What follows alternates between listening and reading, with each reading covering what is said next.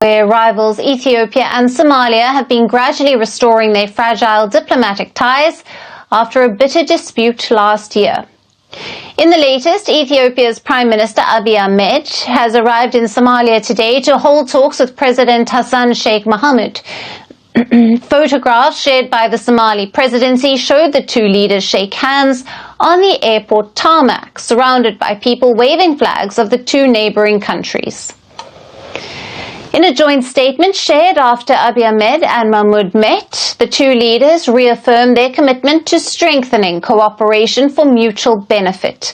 They also expressed their commitment to implementing strategic infrastructure projects that ensured sustainable development and economic integration. Minister of Ethiopia Abiy Ahmed arrived in Mogadishu on Thursday, opening a new chapter in the renewed diplomatic relations between his country and Somalia. The visit follows a similar trip by Somali President Hassan Sheikh Mohamud to Addis Ababa last month. In a joint communique, the two leaders reaffirmed their commitment to strengthening cooperation for mutual benefit, emphasizing the importance of building trust through enhanced diplomatic, economic, and social cooperation. East Africa is suddenly at the center of a global power shuffle. Somalia and Ethiopia have just signed a jaw-dropping $10 billion coastal road deal backed by India and China, and the world is watching. This isn't just a road, it's a strategic corridor that could reshape trade, boost regional economies, and shift influence in the Horn of Africa. Global powers like the US and EU are on high alert, wary of who gains the upper hand. From debt concerns to environmental stakes, controversies loom. But if it succeeds, this massive project could transform East Africa into a key player on the global stage and change the rules of the game for trade and diplomacy forever. The announcement of a $10 billion coastal road project connecting Somalia and Ethiopia, backed by India and China, has sent immediate shockwaves through global geopolitical circles. What began as an ambitious infrastructure initiative has rapidly become a symbol of strategic maneuvering in the Horn of Africa, capturing attention from Washington to Brussels and New Delhi. For decades, this region has been regarded as a peripheral stage for global trade, mired in conflict and political fragility. Now, with this project, East Africa is stepping into the spotlight, potentially reshaping trade, influence, and the strategic calculus of major powers. The proposed coastal road corridor is designed to link Somalia's extensive shoreline with Ethiopia's inland economic hubs, creating a seamless trade route that could dramatically reduce costs and travel time for goods moving to and from the Indian Ocean. While technical details are still emerging, the essence of the initiative is clear: a high-impact infrastructure project intended to stimulate trade, foster economic growth, and integrate the region more fully into global supply chains. Somalia, emerging from decades of civil unrest, offers a critical gateway along the Indian Ocean and Gulf of Aden. Ethiopia, Africa's second most populous nation, faces a strategic imperative to diversify its access to the sea, reducing its reliance on Djibouti, which currently handles the majority of its maritime trade. India and China, two of the world's largest Asian economies, are financing and supporting the project, reflecting a broader competition for influence in Africa. Indian officials frame their involvement as an extension of economic diplomacy and South-South cooperation, while China emphasizes continuity with its Belt and Road Initiative, linking new corridors to global trade networks. The timing and scale of this deal have immediately generated concern and fascination among global powers.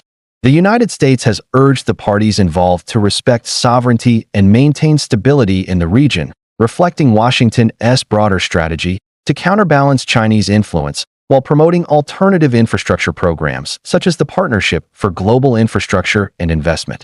The European Union, through its Global Gateway strategy, has similarly signaled interest in supporting African infrastructure development with an emphasis on transparency, sustainability, and equitable growth. These responses underline a shared concern among Western powers about East Africa's growing strategic significance and the potential for foreign-led projects to alter traditional economic and diplomatic alignments. Regional neighbors are also closely monitoring developments. Countries such as Djibouti, Kenya, and Egypt recognized that changes in maritime access and infrastructure connectivity could redefine trade patterns across East Africa. For landlocked nations, improved access to seaports through alternative corridors could present new economic opportunities. Yet these shifts also introduce potential friction points, especially in a region with a history of complex territorial and political disputes. Geopolitical analysts have noted that the coastal road deal intersects with questions of influence, sovereignty, and long-term economic control. Somalia's federal government faces challenges related to territorial integrity, particularly in light of Ethiopia's past agreements with Somaliland, which have sparked debates over port access and governance. While Addis Ababa seeks to secure economic benefits, Mogadishu has emphasized constitutional sovereignty, leading to a delicate diplomatic balancing act. China, emphasizing respect for Somalia's internationally recognized borders, and other international actors have sought to mediate tensions, highlighting the high stakes involved in regional cooperation. Debt dependency is another significant concern.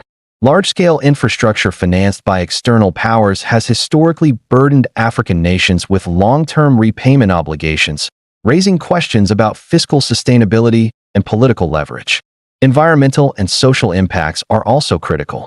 Coastal construction can disrupt marine ecosystems, provoke community displacement, and increase vulnerability to climate-related challenges, particularly as East Africa faces rising sea levels and population growth along its shores. Beyond these concerns, the project has the potential to deliver transformative economic benefits. For Somalia, decades of underdeveloped infrastructure have constrained economic growth. The new corridor could improve internal connectivity, reduce transportation costs, expand market access, and attract private investment, especially in trade, agriculture, and small industries. Ethiopia stands to gain through diversified maritime access, which could decrease dependency on Djibouti, mitigate bottlenecks, and enable deeper integration into the African continental free trade area. Reduced transport costs, faster logistics, and increased trade flows could unlock substantial economic growth for both nations. Economists highlight the multiplier effect of infrastructure investment. Improved connectivity can stimulate industrial clusters, tourism, and cross-border commerce, creating jobs and expanding regional influence. Development experts note that projects like this do more than facilitate movement. They fundamentally reshape economic landscapes and integration patterns. India's participation reinforces its strategic pivot toward Africa, supporting initiatives that are framed as mutually beneficial rather than extractive. China's involvement aligns with its broader global strategy, extending its Belt and Road network and solidifying its presence in strategic trade corridors. Yet the project also faces significant risks. Debt burdens could constrain national budgets and limit future economic flexibility if financial terms are unfavorable. Environmental and social impacts require careful management to prevent long-term harm to communities and ecosystems. Regional rivalries and historical disputes over sovereignty could disrupt project timelines or complicate cooperation between Ethiopia and Somalia. Moreover, the reactions of global powers, particularly the United States and European Union, reflect strategic concerns over China's growing influence and the complex interplay between economic infrastructure and geopolitical strategy. Despite these challenges, the Coastal Road Project represents a transformative opportunity for East Africa. By linking inland markets to the Somali coastline, the corridor could catalyze trade, enhance economic resilience, and elevate the region's geopolitical significance. Observers suggest that over time, East Africa may not merely be a recipient of foreign investment, but a central player in shaping trade networks and global supply chains. Strategic corridors like this one can redefine regional influence, attract foreign investment, and enhance negotiating power in international forums. Development analysts underscore that infrastructure connecting people also connects futures. East Africa stands at a crossroads, with decisions made today potentially shaping the continent's role in global trade and diplomacy for decades. Success could signal a new era of regional integration, economic opportunity, and strategic autonomy, while failure could amplify debt, disputes, and environmental vulnerability. In essence, the $10 billion coastal road is more than a construction project. It is a strategic, economic, and diplomatic milestone for Somalia, Ethiopia, India, China, and the broader Horn of Africa. It represents both opportunity and risk, a test of cooperation and planning, and a statement about East Africa's emerging relevance in the 21st century global order.